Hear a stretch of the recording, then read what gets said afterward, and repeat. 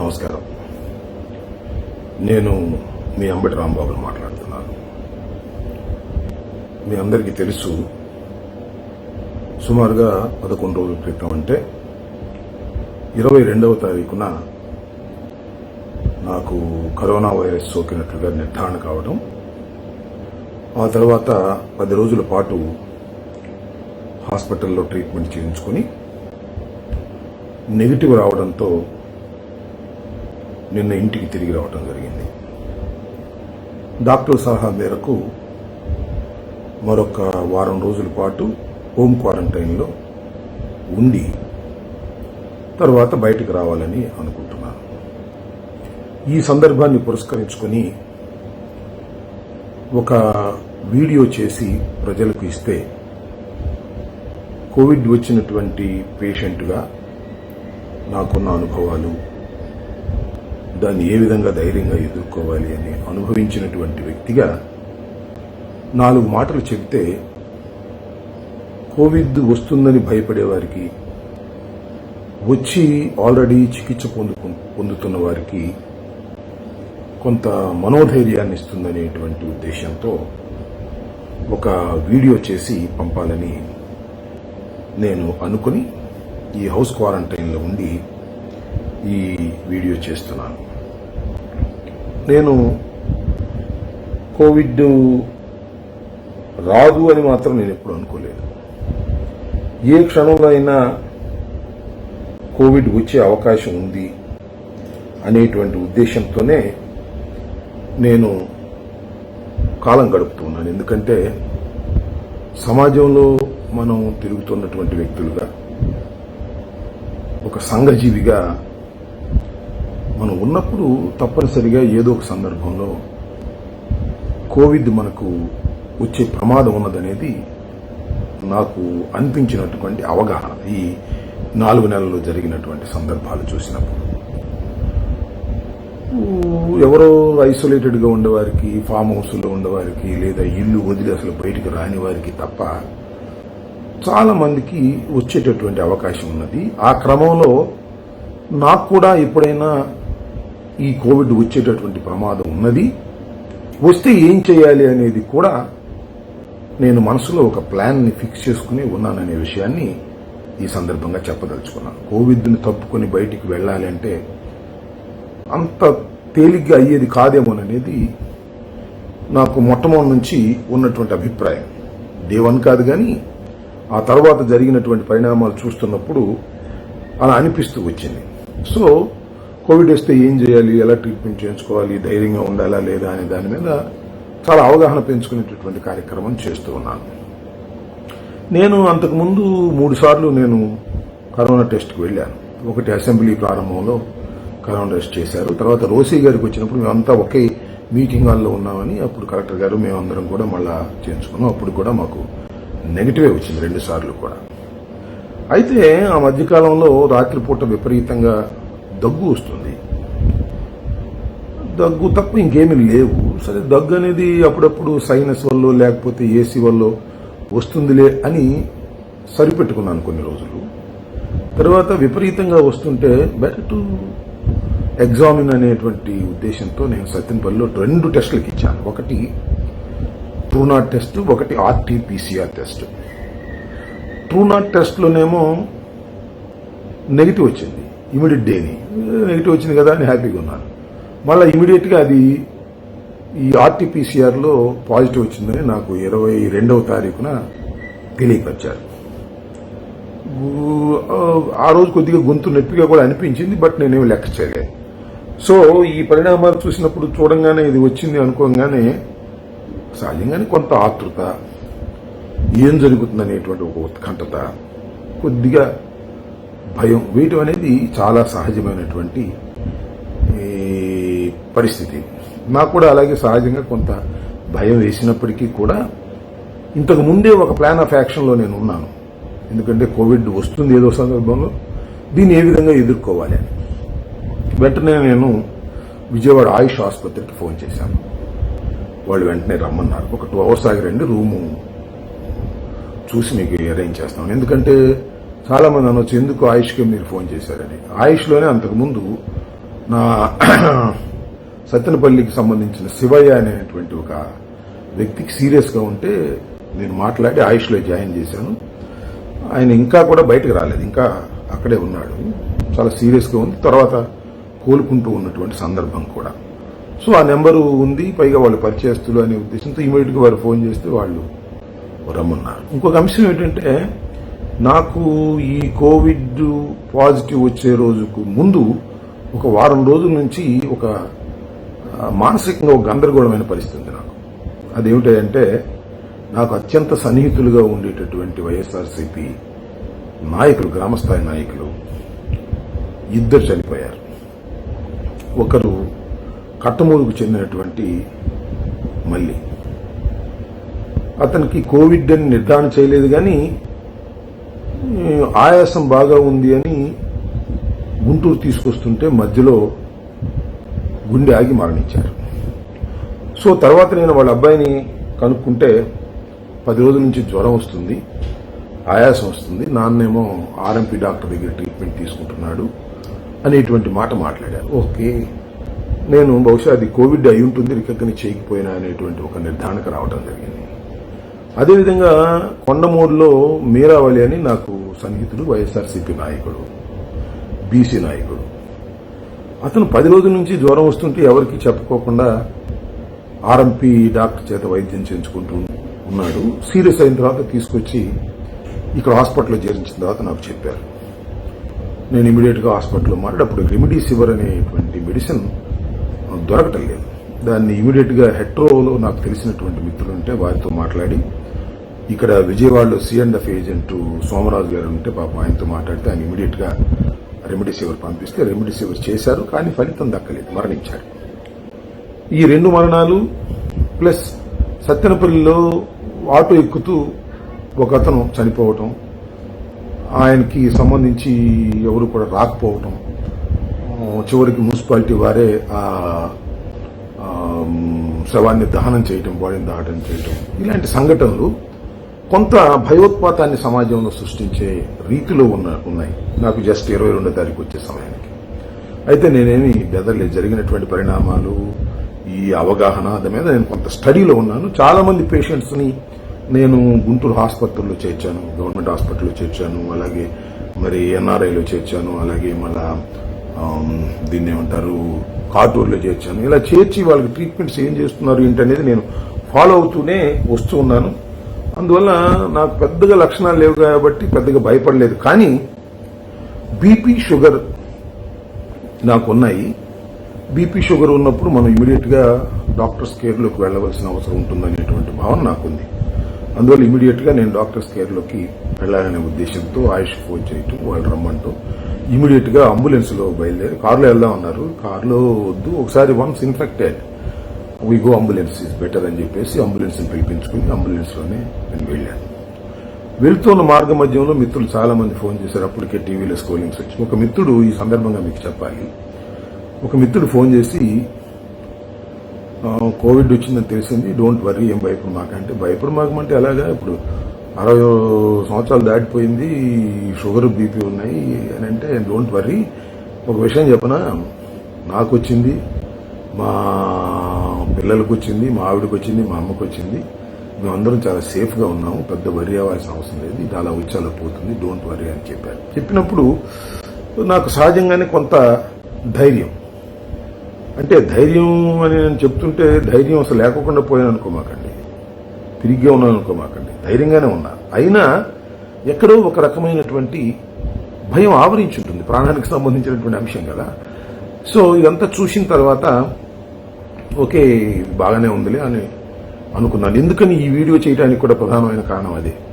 ఎందుకంటే ఒక పేషెంట్, ఆ కోవిడ్ నుంచి బయటపడుతున్నటువంటి పేషెంట్ మాట్లాడినటువంటి తీరులో ఒక రకమైన ధైర్యం వస్తుంది. అలాగే నేను కోవిడ్ నుంచి సక్సెస్ఫుల్ గా బయటకు వచ్చినటువంటి వ్యక్తిగా నేను కొన్ని మాటలు చెబితే ప్రజలకి కొంత ధైర్యం, విశ్వాసం పెరుగుతుందనేటువంటి ఒక ఉద్దేశంతో, ఒక బాధ్యతగా ఈ వీడియో చేయాలని నేను అనుకున్నాను అన్నమాట.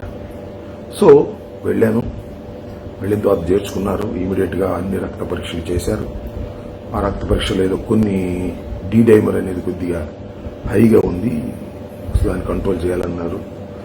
దీంతో పాటు ఏంటంటే మా అల్లుడు గౌతమ్ అని న్యూరాలజిస్టు, అదేవిధంగా నాకు ఫ్యామిలీ ఫిజిషియన్, నాకు ఇప్పటి నుంచో ఫిజిషియన్గా ఉన్నటువంటి డాక్టర్ ప్రభురామిరెడ్డి అని హైదరాబాద్లో ఫిజిషియన్, చాలా మంచి ఫిజిషియన్, ఎప్పుడు అప్డేట్గా ఉంటారు ఆయన. ప్లస్ ఇక్కడ ఉన్నటువంటి ఆయుష్లో ఉన్నటువంటి డాక్టర్స్ కూడా డిస్కస్ చేసుకున్నారు. ఈ రిపోర్ట్స్ అన్ని వచ్చిన తర్వాత డిస్కస్ చేసుకుని ఏం చేయాలనేటువంటి దాని మీద మెడికేషన్ ఏం చేయాలని నిర్ణయించుకొని, జనరల్గా మైల్డ్ లక్షణాలు ఉన్న వారికి ఫెవాఫెరిన్ అనేది ఇస్తున్నారు డ్రగ్, దాన్నే ఫ్యాబిఫ్లూ అన్నారు.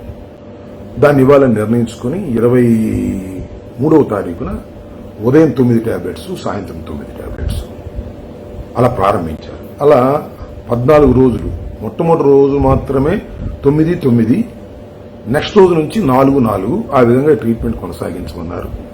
దాంతో పాటుగా జింకు, సి విటమిన్, ఇంకా విటమిన్స్ కి సంబంధించినవి ఇవన్నీ కూడా ఇస్తూ వచ్చారు. ఎప్పటికప్పుడు పల్స్ రేట్ చూసుకోమని, బీపీ చూసుకోమని, షుగర్ చూసుకోమని చెప్పారు. ఎప్పటికప్పుడు నర్స్ కూడా వచ్చి అన్ని కూడా ట్రీట్ చేస్తుంది. షుగర్ అయితే కొద్దిగా హైగా ఉన్నది, అయినప్పటికీ కూడా పర్వాలేదనే ఉద్దేశంతో ఉన్నాం.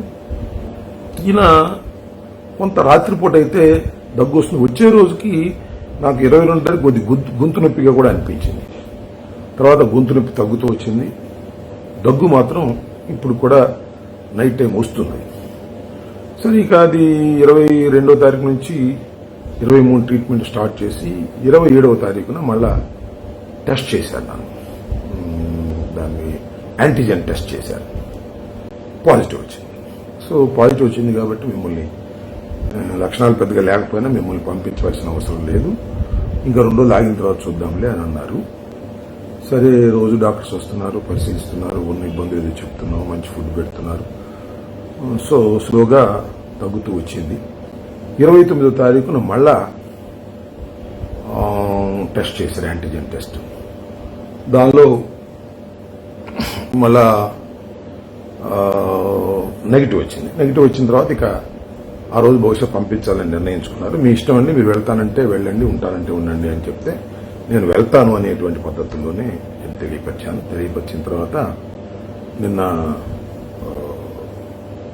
నన్ను డిశ్చార్జ్ చేశారు, ఇంటికి రావడం జరిగింది. ఇంట్లోనే ఇంకొక 1 వీక్ క్వారంటైన్లో ఉండమని చెప్పారు. ఈ 1 వీక్ క్వారంటైన్లో ఉండి మళ్ళా తర్వాత మళ్ళా ప్రజా జీవితంలోకి రావాలని నేను అనుకుంటున్నాను. ప్రధానంగా ఈ వీడియో నేను ఎందుకు చేస్తున్నానంటే, సమాజంలో ఒక రకమైనటువంటి భయం అంటే ఒక భయంకరమైన వాతావరణం ఏర్పడింది. చివరికి మన బంధువులు, తల్లిదండ్రులు ఎవరైనా కరోనా వచ్చి చనిపోతే డెడ్ బాడీని తీసుకెళ్లి దహనం చేయాలనేటువంటి దానికి కూడా భయపడుతున్నటువంటి పరిస్థితి. మరి ఇది ఇంత పెద్ద ప్రమాదకరమైనటువంటి వ్యాధి అంటే నిజానికి ఇది ప్రమాదకరమైనటువంటి వ్యాధి కాదు. మరి ప్రమాదకరమైన వ్యాధి కాకపోతే ఎందుకు ఈ రకంగా చనిపోతున్నారు? మరి చనిపోయిన వాళ్ళ దగ్గర నుంచి మళ్ళీ అంటుకుంటుందనేటువంటి భావంతో ఎందుకు ప్రజలు ఉంటున్నారు అనేటువంటి ఒక ఆలోచన కూడా మీకు కలగక మారదు. నేనేమంటానంటే, మరణాల రేటు చాలా తక్కువే, కానీ మరణించినటువంటి వారిని మనం చూసినప్పుడు, మీడియాలో చూసినప్పుడు, చుట్టుపక్కల సమాజంలో చూసినప్పుడు చాలా భయంకరంగా అనిపిస్తుంది. డెడ్ బాడీస్ ని చివరికి ప్రొక్లైనర్స్ తీసుకువెళ్లి పూడ్చిపెట్టేటటువంటి విధానం వల్ల అది చూసారే మనకి కూడా ఇలాంటి పరిస్థితి ఏర్పడుతుందా కోవిడ్ వస్తే అనేటువంటి భయం ఏర్పడుతుంది. ఈ సంఘటనలు మీడియాలో వస్తున్నప్పుడు, పత్రికల్లో వస్తున్నప్పుడు ఒక రకమైనటువంటి భయోత్పాతమైనటువంటి పరిస్థితులు మనకు కనిపిస్తున్నాయి. కాబట్టి నేననేది ఏంటంటే, ఇది ప్రమాదకరమైనటువంటి వ్యాధి అయినా అందరికీ ప్రమాదకరమైన వ్యాధి కాదు. ఇది వచ్చి చాలా మందికి వచ్చి తగ్గిపోతుంది. సక్సెస్ స్టోరీలు బయటకు రావడం లేదు, ఫెయిల్యూర్ స్టోరీస్ మాత్రమే పత్రికల్లో వస్తున్నాయి అనేటువంటి ఒక భావన మనం అందరికీ ఉన్నది. కాబట్టి కొంత ధైర్యాన్ని పుంజుకోవాల్సినటువంటి అవసరం ఉన్నది అనేటువంటి ఉద్దేశంతోనే నేను ఈ వీడియో చేసి పంపించాలని నేను అనుకుంటున్నాను. కాబట్టి ఎవరు భయపడవలసిన అవసరం లేదు. కోవిడ్ రాగానే ఇక మరణమే తథ్యము అనేటువంటి భావన ఉండవలసినటువంటి అవసరం లేదనే విషయాన్ని దయచేసి మీరు గమనించాలని మనం చేస్తున్నాను. ముఖ్యంగా నేను చెప్పదలుచుకున్నది ఏమిటి అంటే, చాలా కేసెస్, మరణిస్తున్నటువంటి కేసెస్ నేను చూసినప్పుడు నెగ్లిజెన్స్ వల్ల చాలా మంది ప్రాణాలు కోల్పోతున్నారు. నేను ఇందాక నా కాన్స్టిట్యున్సీలో ఇద్దరు గురించి చెప్పాను. వాళ్ళిద్దరూ కూడా జ్వరం రాగానే ఇది కోవిడ్ అయి ఉంటుందని హాస్పిటల్కి వచ్చి ఉన్నట్లయితే సేవ్ అయ్యి ఉండేవాళ్ళు అని నా అభిప్రాయం. కానీ వాళ్ళు ఇది మామూలు జ్వరమేనని ఆర్ఎంపీ డాక్టర్ల దగ్గర ఇంజెక్షన్ తీసుకుని అక్కడే గడిపి చివరికి ఇన్ఫెక్ట్ అయ్యి బాగా చివరికి లంగ్స్ లో ఇన్ఫెక్షన్ వచ్చేసి రెమెడీస్ ఎవరిచ్చినా కూడా తగ్గనటువంటి పరిస్థితికి వెళ్లిపోయిన తర్వాత హాస్పిటల్కి చేరినప్పుడు చాలా ప్రమాదం ఏర్పడుతుంది. ఇవాళ మనం భారతదేశంలో ఇస్తున్నటువంటి డ్రగ్స్ రెండు ఉన్నాయి. ఒకటి ఫెవాపెరిన్ అనేటువంటి టాబ్లెట్స్, అదేవిధంగా రెమెడీసివిర్ అనే ఇంజెక్షన్. ఇంకో డ్రగ్ కూడా ఏదో ఇస్తున్నారని అన్నారు, థర్డ్ డ్రగ్. ఈ రెండు డ్రగ్స్ కూడా ఇంప్రూవ్ అయ్యాయి. స్టార్టింగ్ లో ఉన్నంత వైద్యం ఫెయిల్యూర్ ఇప్పుడు లేదు. ఎందుకు ఫెయిల్యూర్ అంటున్నారంటే అసలు ఏం వాడాలో ఏంటో డాక్టర్లకు తెలియనటువంటి పరిస్థితి. కొంత రీసెర్చ్ జరుగుతుంది, కొంతమేరకు మెరుగైంది, కొంతమేరకు మెడిసిన్స్ పనిచేస్తున్నాయి. ఈ మెడిసిన్స్ పనిచేసే క్రమంలో చాలా మంది ప్రాణాలకు ప్రమాదం లేకోకుండా బయటకు వస్తున్నటువంటి సందర్భాలు కూడా చాలా ఉన్నాయి. చాలా ర్యాపిడ్ గా ఇది వ్యాపిస్తుంది. అది ప్రమాదకరమైనటువంటి అంశం. కాబట్టి సమాజంలో ఇది రాకోకుండా డిస్టెన్స్ మెయింటైన్ చేస్తూ ఎప్పటికప్పుడు శానిటేషన్ చేసుకుంటూ ఉంటే రాదు అనేది ఒక అభిప్రాయం. మరి నాకెక్కడొచ్చిందో ఏంటో నేను చాలా జాగ్రత్తగా ఉన్నా వస్తుంది. ఇంకొక అంశం మీరు గమనించాల్సింది ఏంటంటే, మా ఇంట్లో ఎవరికి రాలేదు. మళ్ళా మా ఇంటి మొత్తం ఫ్యామిలీ మెంబర్స్ అందరికీ, ఫస్ట్ కాంటాక్ట్స్ అందరికీ కూడా మేము ఇమీడియట్ గా టెస్టులు చేయించాను. కానీ ఎవరికి రాలేదు. నా డ్రైవర్ రోజు నా పక్కనే ఉంటాడు.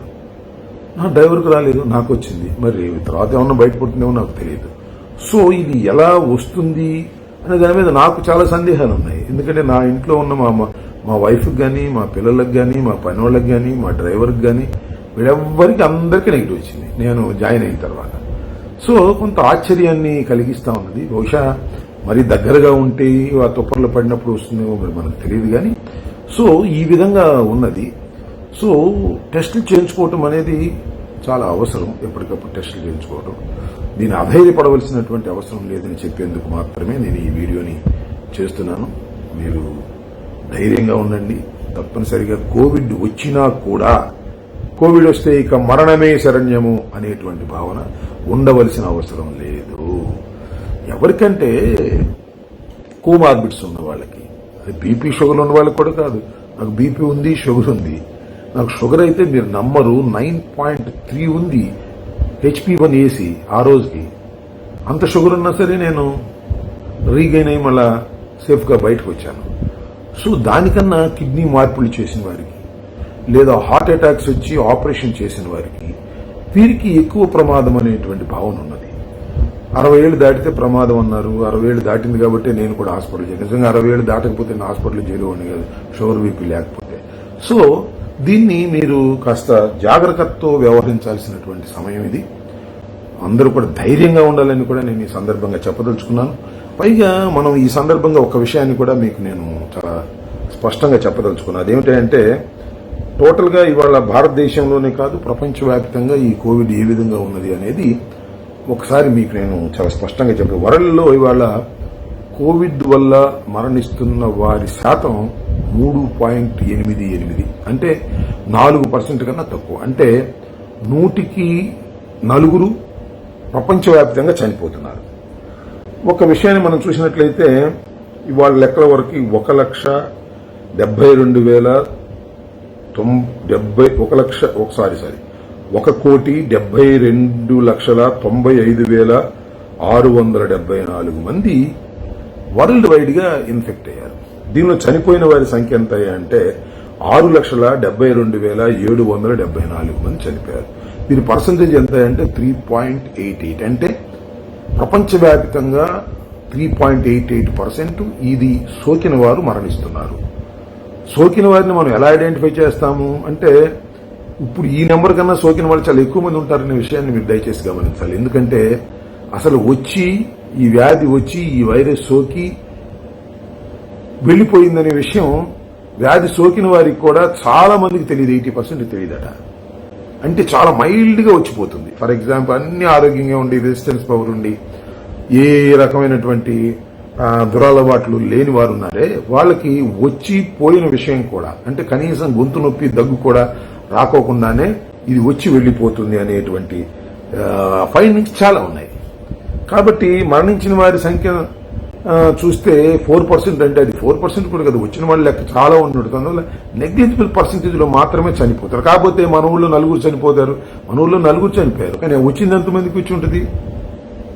చాలా మంది 4,000 మందికి 3,000 మందికి వస్తే 4 చనిపోతారు. ఆ చనిపోయిన వాళ్ళే మనకి భయాన్ని కలిగించేటటువంటి వాతావరణం తెలుసుకున్న తర్వాత వాతావరణం కలుగుతుంది. అదేవిధంగా మన ఇండియాలో చూస్తే ఇండియాలో 16,43,706 మంది ఇన్ఫెక్ట్ అయ్యారు ఇప్పటి వరకు.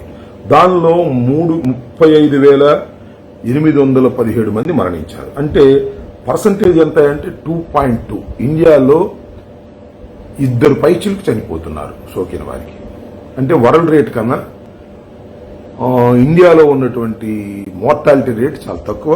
ఇది మనం రెసిస్టెన్స్ పవర్ మనకు బాగా ఇండియన్స్ కి బాగా ఉంది. ఎందుకంటే ఇండియన్స్ పేదవారు కాబట్టి ఏది పడితే తింటారు, మురికివాడల్లో ఉంటారు కాబట్టి వాళ్ళకి resistance power is more than other developing countries అనేది ఒక స్టడీ.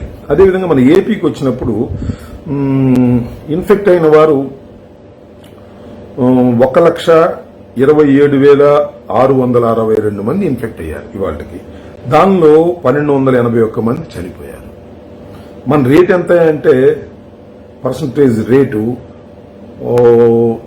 0.98 అంటే 1% కన్నా బిలో.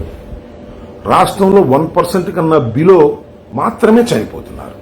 నేను ఇందాక చెప్పానే మా ఊర్లో 2 నాకు మిత్రులు చనిపోయారని. వాళ్ళందరూ కూడా ఈ 1% లో ఉన్న వాళ్లే.